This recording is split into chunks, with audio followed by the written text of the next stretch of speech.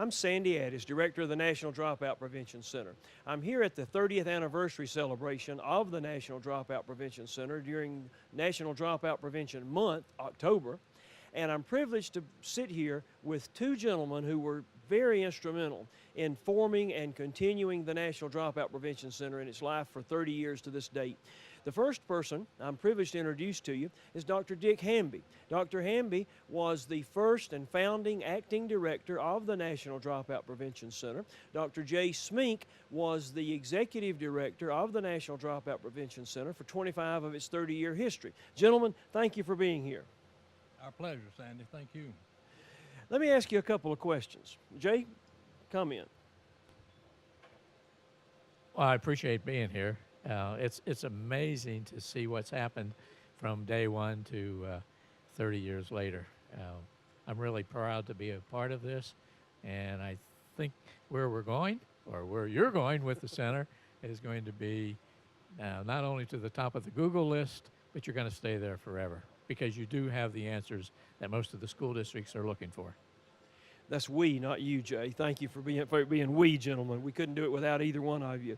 Let me ask you, gentlemen, each one of you, give us a reflection of something you remember back in the early days of dropout prevention work that's probably different from what we experience today. Dr. Hamby? One of the things that we were so involved with early on was trying to identify dropouts. Nobody knew exactly what a dropout was. Every state had different regulations about how they were identifying them. They had different rates of dropout, and trying to, the first conference I went to in Detroit, that was the highlight of that conference, trying to decide how will we define dropouts and how will we therefore come up with rates so we can compare states, so we can do research. It's really difficult to do any kind of summative research on how programs work or what factors affect dropouts if you don't have some sort of standard way to measure the dropout, the rates. So, Jay? Building on what Dick just said about identifying dropouts, one of the things that I wrestled with in the early years was, it really doesn't matter what the rate is, and it doesn't matter how you count them. What we're really after is trying to find successful strategies, successful projects, successful programs. And I made a very conscious shift in the direction of our programs, that we really didn't need to count those students, that the local school districts and the state agencies and even the federal government were taking a look at those numbers. And the resources that I had to deploy were spent more toward identifying successful projects, successful programs, and eventually the most successful strategies that we knew worked in local schools and communities. That was the second thing that we had to wrestle with. Was most people thought that the issue was a school issue and they should drive that particular emphasis, Sandy. And one of the things that I tried to do way up front was to say that, hey, this is a school and community issue, and we need to work together. Good point. Gentlemen, tell me something that you remember specifically that the center did that you feel like helped it to live and survive and contribute when you were the director or the acting director. Ask me that question again. Tell us something that you remember that the center did that you're particularly proud of. Wow, I think just the center staying in operation was something that I was proud of, because the first couple of years, it was day to day whether we were going to be in existence or not because of funding.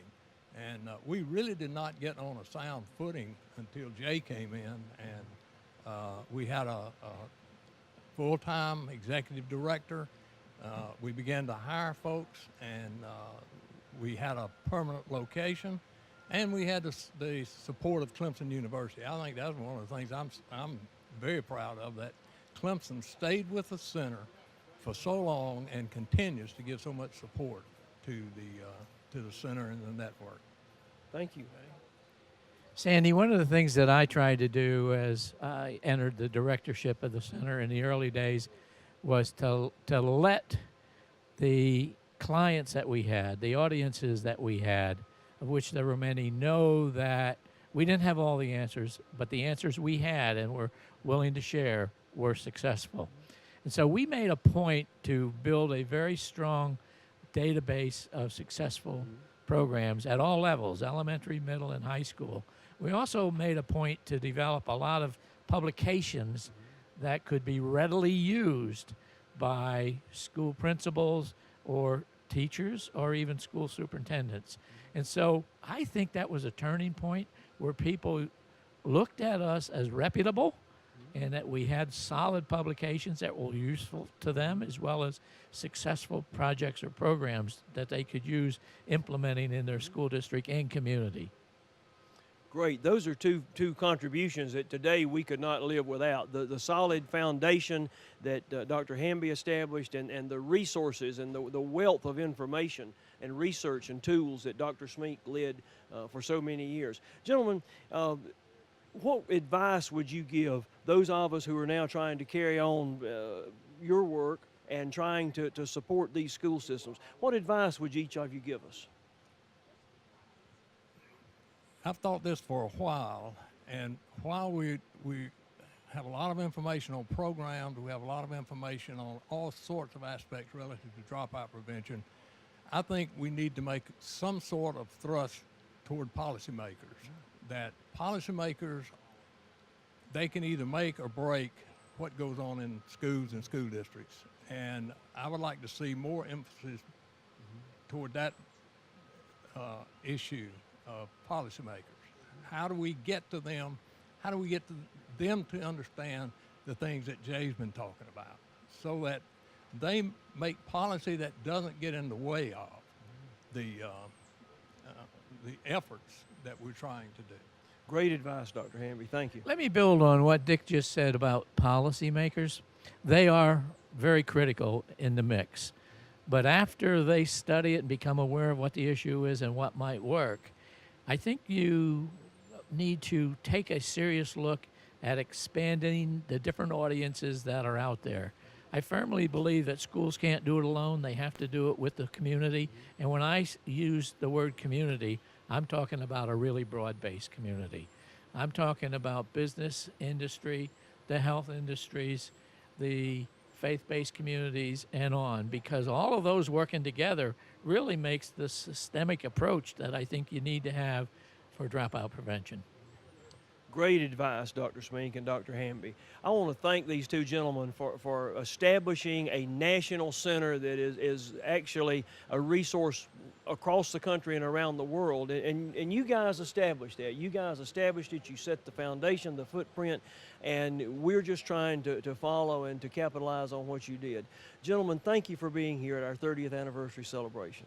Our pleasure. Thank you.